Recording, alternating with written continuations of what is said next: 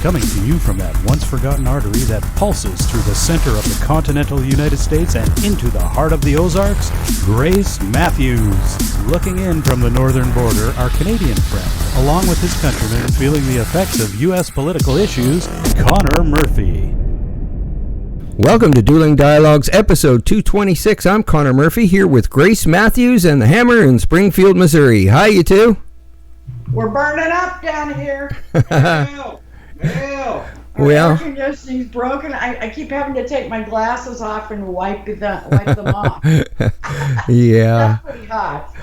Yeah, it's not too bad here. We've summer has returned. We had a bit of rain, and we're back to normal. But I hear you guys may be getting a bit of a tail end of a hurricane, though. Yeah, we could actually use the rain. Yeah. So I'm not so sad about that. Yeah. It's dry. We're kind of in a drought right now. I mean, not a long-term drought, but a little short drought, and it's dry. It's dry, and I'm tired of watering. An August swoon. Yeah, good. It's really that way back time. And I will say that the schools are open today. Oh, okay. Some of them opened last week. COVID is absolutely running rampant. The very first weekend at MSU before anyone ever went to class, 130 cases. Wow. So, just to let you know, in case you've been worried, Kamala Harris and Joe Biden get COVID tested every single day. Okay. I wonder how long they have to wait for results. Yeah, I wonder if they're doing that nose thing. I wouldn't want that done every day. You know, where they stick that thing way far up your nose? Oh, yeah. I hope they're able to do that, the cheek deal. I just want to know the doctor that makes the house call to Joe's house. All the way down to the basement. Yeah, a guy that doctor makes house calls down worth his weight in gold, right? That's true. That's true. There you go. But on the other hand, the Democratic convention closed up last week. Okay. The nominee is Joe Biden, and his running mate is Kamala Harris. Now, there's a lot of argument as to who's actually running for president there. In fact, we'll leave that story for another day because yesterday the Republican convention started. Okay. And it has already been determined that Trump is the candidate. Surprise. Shocker there. I tell you what, though. He did a fabulous thing. He put out an outline for his second term agenda. Okay. It is one-page outline. Perfect. We're going to go through a few of these things. Way back when Romney won, gosh, Romney never won. No. That was like some Freudian thing. His was 7,000 pages. Okay? Wow. And one thing you gotta know, love him or hate him, everything on this agenda, Trump will give it hell trying to do. We know that from his first term. I assume that, like most things, his supporters will love it. The Democrats will hate it. He plans to create 10 million new jobs in 10 months. Whoa. Huh. On the heels of COVID, I think that's doable. That is doable because look at just if he does the infrastructure like he's talking about doing, right, which the Dems cannot vote against because they'll just get annihilated. That, and if he can just get the COVID vaccines where the restaurants can open back up. See, that'll put a lot of people back to work. Exactly. And de Blasio will maybe get shot. Just kidding. So they can open up the restaurants in New York City. That's not far-fetched. That number seems impossible, but it's not. No, and de Blasio is saying they're not going to open restaurants in New York City until 2021. Now, you got to understand how ridiculous that is because it was so bad in New York City that now they're down to 0.66. That's less than 1%. Wow. When you've got less than 1% of the population with COVID, you need to open those restaurants back up. Yeah. That makes no sense unless you want your economy to tank. And as we've talked about before, wanting an economy to tank is communistic at best. I mean, because that's how you take over. Right. That's how you gain power. It's been proven through history. Read your history. Okay, he wants to create 1 million new small businesses. So he's going to try to give some incentives for small businesses. Oh, awesome. Great. Yeah, I mean, great. We might be standing in line for that one. Yeah. Okay. You know, and one thing I want to add to that is I think that, like we talked about a few weeks ago with all these chains shutting down, maybe a lot of these mom and pop stores opening back up and in these, you know, little strip malls and stuff, and getting these small business loans and you know, spreading the wealth among the middle class.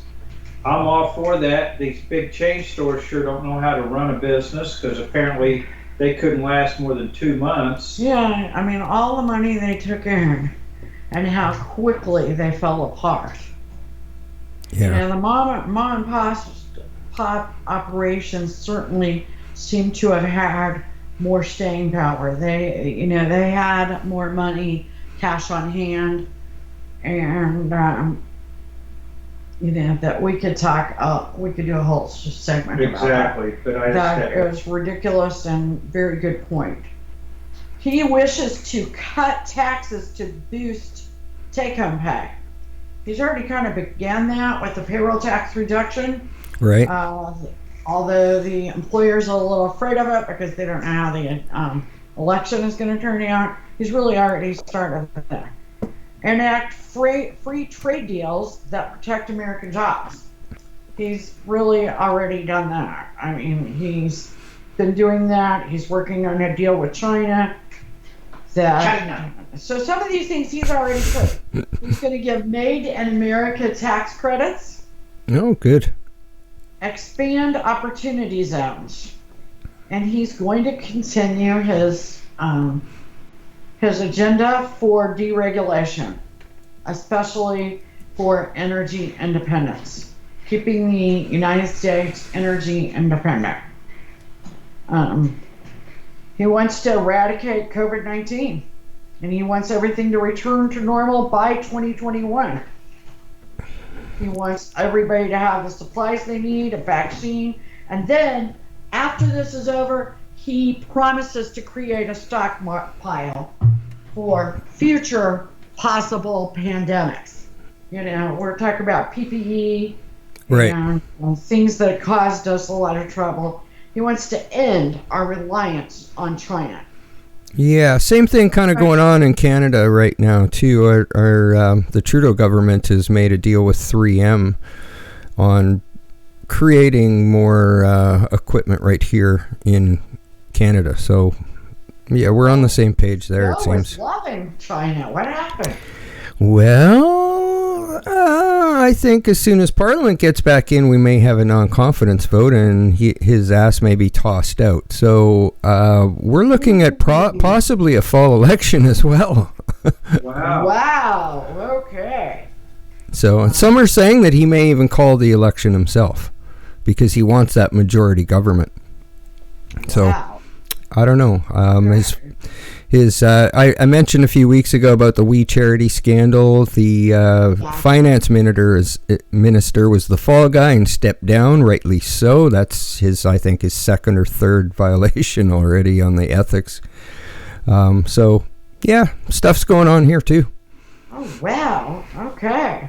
Well, we're not going to give any of our federal contracts to China.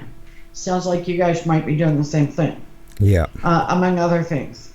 Okay, healthcare. I'm going to go through these one by one because these are important to every person in the United States. He's going to cut prescription drug prices. I'm going to tell you that when Trump took office, It costs about $6,000 a month for insulin. It's about down to $30. Good. Yeah. Is the number we got yesterday. So he's already doing it. He's going to put patients and doctors back in charge of the healthcare system. Good. Going to quit having insurance companies and hospital conglomerations making those decisions. Lower healthcare insurance premiums. I, for one, would be very happy. Into these surprise billings. And that's something that happens. It's happened to me. We've talked about that on length. Yeah. Yeah, we have. Cover all pre-existing conditions, protect Social Security and Medicare, protect our veterans, and provide world-class health care and services. Good. That's a good one page. That is a very good, for education, he wants to give every child a choice. And he wants to make sure that all schools are teaching American exceptionalism. Good. That's going to get a lot of, pushback. Right. He's going to drain the swamp past congressional term limits. I don't know if he'll get that done, but he'll sure try. Yeah. End bureaucratic government bullying of U.S. citizens and small businesses. Ah, interesting. And that's true. The IRS and others are used as weapons. When they don't like somebody, they don't like what you do, they use them as weapons. And that's ridiculous. He's going to expose Washington's money trail and delegate powers back to people in states. Get rid of a lot of this federal control. Wow. Drain the globalist swamp. There you go. Hurts American citizens. He's going to defend our police on every level and end illegal immigration and protect American workers. Innovate for the future. He wants to launch the Space Force, which he really already has, and infrastructure. Okay. Yeah, you guys really need that. Yeah, America First foreign policy. But if you want to see this, you can go to donaldjtrump.com. It's all laid out. It's one page. It's very easy. No guessing what it means. You do not have to be an attorney to read it. Good. No fluff or legal jargon. No fluff at all. You're right. So I tell you one thing we have seen recently is people are coming forward in support of Trump, voicing their opinion. We've had 3 people in this house doing various work over the last 2 weeks, and all 3 of them, they weren't here together, voiced their support for Trump, and believe me, we didn't. Right. We didn't have anything around. We're starting to see more signs, more bumper stickers. People are getting afraid that he could lose and socialism could take over.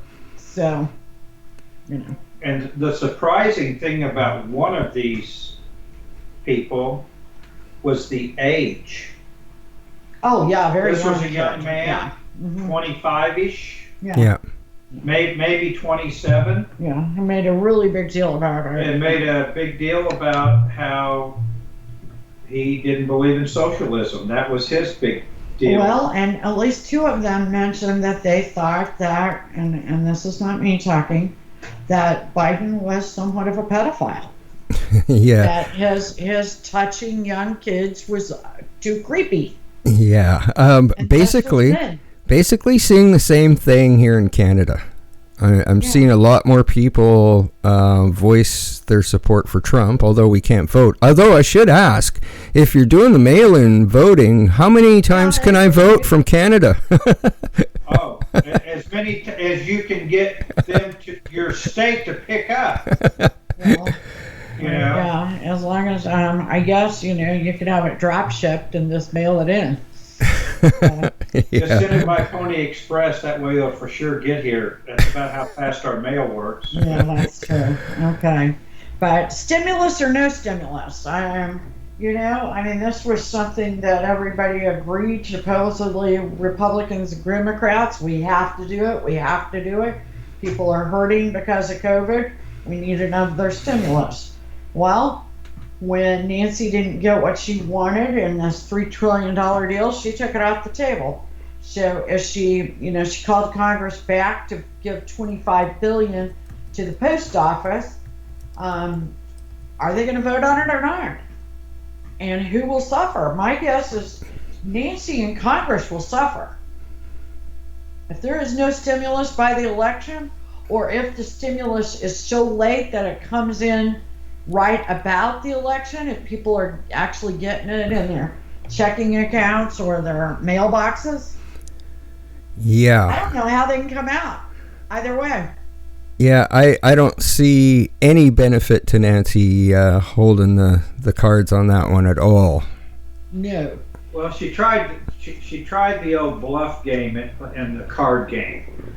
She tried to bluff, trying to make the Republicans panic and agree to something which was basically a bailout of all the states and the sanctuary cities that didn't run their states very efficiently, where their before COVID. Yes, where their motto was spin, spin, spin, no matter if I don't have it, have it, have it. Right. Which is kind of like they do now. And that's what's happened. This is all caught up with them. Now she's painted herself in a corner to where any kind of reconciliation with the Republicans makes her look bad. And if she doesn't do something, it's going to make her look bad. So now I don't know what she's going to do, but hurt the American people, the middle class, just like they always do. But they say they're for it, but actions speak louder than words. And I think that they will be held accountable in November. Yeah, I think so too. Yeah, and people are not stupid. They know when the game is fair. Okay, and last week during the Democratic National Convention, MSNBC, NBC, CNN, and all their subsidiaries did not fact check the speeches and what was going on at the convention. Guess what? This week with the Republicans, they're fact checking, and I don't even know where they're getting their fact checkers, but their fact checkers are definitely not independents. Yeah, well, we see the same thing here for sure. We see the same thing. But there's always idiots, no matter what group you're in. I mean, there are those that are, they're just not going to play along. Right. For whatever reason, and it's usually because they're selfish, self-centered, or they have some agenda that they haven't been able to sell. Exactly. The Lincoln Project, which was started by George Conway and his hate for President Trump because his wife, Kellyanne Conway, worked for Trump. Right. They have had a very public marital dispute about politics, ridiculous. But these, the group is getting larger and is filled with Republican has-beens that have decided they're for Biden and socialism. One of them is Jeff Flake. One is Micheal Steele, the former RNC chair. It's ridiculous. Okay, you don't have to be for Trump, but to be for Joe Biden and the socialist agenda that he is being pushed towards, that's ridiculous. And I don't know how any Republican can keep a straight face and be a part of that group. Yeah, I don't get why the Republican Party doesn't give them the boot. Because that's what would happen here in Canada. Exactly. And if we were arranged a little bit more like you, I assure you they would be booted. But George Conway, who started the group and still agrees with the group, is going to step aside as his wife, counsel to the president, Kellyanne Conway, because this marital disarray in public and, this verbal back and forth has, I guess, pretty much destroyed their family. and one of their kids has had a really hard time with it.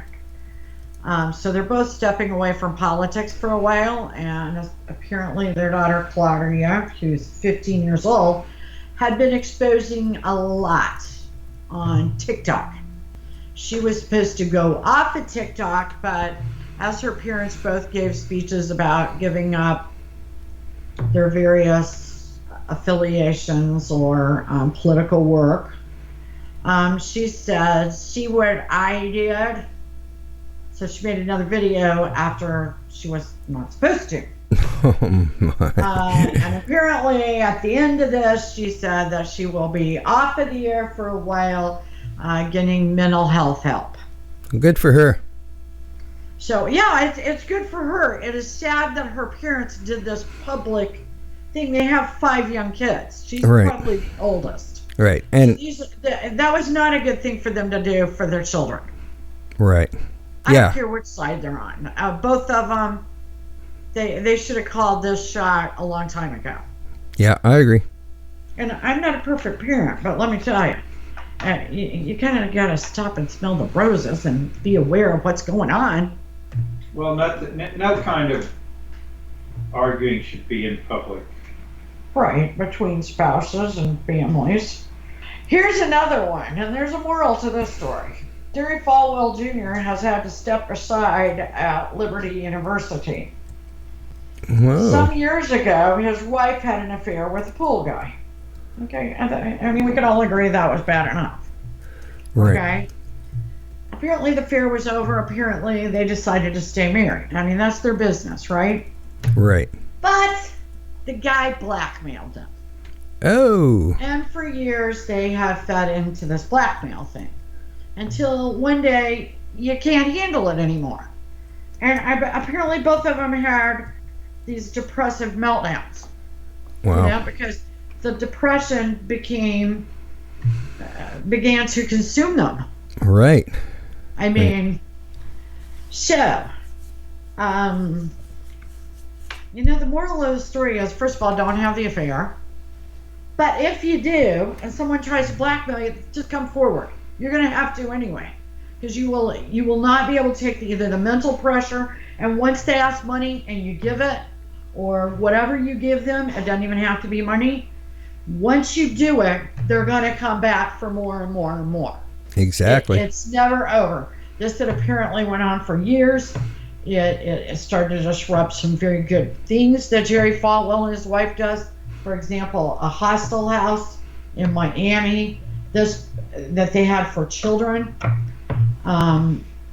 It has destroyed that project. That it has hurt Liberty University. Not to mention each of the people involved. Wow. Yeah. It's a sad deal. It's just a real shame that, you know, they gave in to the blackmail. Like Grace said, you know, first of all, it's a shame that it happened, but it did happen. That's bad enough. Apparently they had worked it out, but giving in to a blackmail artist, they're just going to want more and more, and they're just going to try to suck you dry and just suck all the life out of you. And now look where it's led to, where now it's going to be hard to resurrect anything. Yeah, and that's an empire has father built, you know, whether you like it or not. I mean, this is a tradition, a long-term tradition for many Christian people, particularly also the Falwell family. So just don't give in to blackmail. It happens all the time. Not all the blackmail does it make the headlines, because most of the people blackmailed aren't headline worthy. Right. But it can destroy your life. Having said that, Mark and Patricia McCloskey of St. Louis, Missouri, which is not very far from us here, they say that riots and violence will come to your neighborhood. Yeah, well, it did to theirs. It sure did. In St. Louis, will you be able to defend your family in your home? I mean, they came and took their guns away from, threatened to have them arrested. These are 2 attorneys. Oh, I didn't know that. Wife are attorneys, And Wow. they had to call in the feds to maintain their Second Amendment rights because the DA in St. Louis was taking away their rights to defend themselves in their home. Wow. And it's all on video. I mean, it's not like they shot anybody. Yeah, exactly. So I do worry about that. I do worry. Are we going to continue to be able to defend our family and our homes? And you got to think of that when you vote in November. The Second Amendment right, I don't care whether you're a Democrat or Republican, you love your family, you love your home, you want to defend it. Right. You got to think about maintaining those rights because the bad guys are always going to get the guns, the Molotov cocktails, whatever. They're going to have the stuff that will hurt you. Right. It was reported last night that they went through some neighborhoods in Portland too. Oh, Yeah. no doubt that. So they're taking it out of the town square or the business districts and taking it to the residential areas. Wow. Kind of makes you want to move to Canada. Yeah. Yeah, it does. It does. How much room you got? We got lots of space out here. Yeah, Lots. you do. Yeah. Do we have to go to the prairie where it's cold? No, come out here where it's like Hawaii. Awesome. There's where we need. Ah, well, here's a blast from the past. We have not talked about Kim Jong Un in a while. No, we love to haven't. talk about Kim Jong Un and North Korea. Right. Well, the question is Kim Yo Jong meaner than her brother Kim Jong Un? And you go, why the hell do I care? Because they say that Kim Jong Un might be in a coma and might have been in a coma for some months, and that Kim Yo Jong has been prepped to take over, and she might be more scary. She looks scary. She does look scary. Whereas he just looks like the Pillsbury Doughboy. But she looks scary. Yeah, I don't know. it's rumored that she's brutal. Yeah, it's that resting bitch face, I think, that does it for her. Yeah, she's definitely got the RBF. Yes. So, and so did the three generals that kind of rule the roost. Oh, yeah. And because she's a woman, they're going to demand she be more brutal. Yeah, well, and I don't think she has a problem with that because she's already been responsible for bombings in South Korea. So you're exactly right. Yeah. And She's the one that had everybody's pets picked up for food the other day too. Yeah. Oh, Yeah. So Yeah. I mean, that's just that brings new meaning to walking your dog. that's really scary and sad. Okay, in response to COVID, the Queen moves out of Buckingham Palace and into her Windsor castle. Bless her heart, she's going to move to a different castle. This will be her base until COVID is over. Okay, rough life. We all needed to know that. Yeah, God save the Queen. yeah, Oh, for sure. yeah. It's a good thing she has more than one castle. Well, that way they could, they could go in and clean one, and she can move to another one, Yeah, and then another one. they could disinfect it. I think at Buckingham, I guess they had too much staff. And that could bring about a COVID exposure. Okay. I'll just stay in my little imperfect compound and try to stay safe. Well, maybe I it's hope all of our listeners stay safe. maybe it's time she moved on and retired. Yeah, I keep wondering. She's not going to retire though. She's gonna keep it till she dies. I agree with you there. Yep, and we don't always agree, but life's a journey. We're all in this together. Thanks for listening. Godspeed, Connor. Godspeed to all of our listeners. Godspeed you too, and everybody. Thanks for listening. You bet. See you guys soon. Bye now.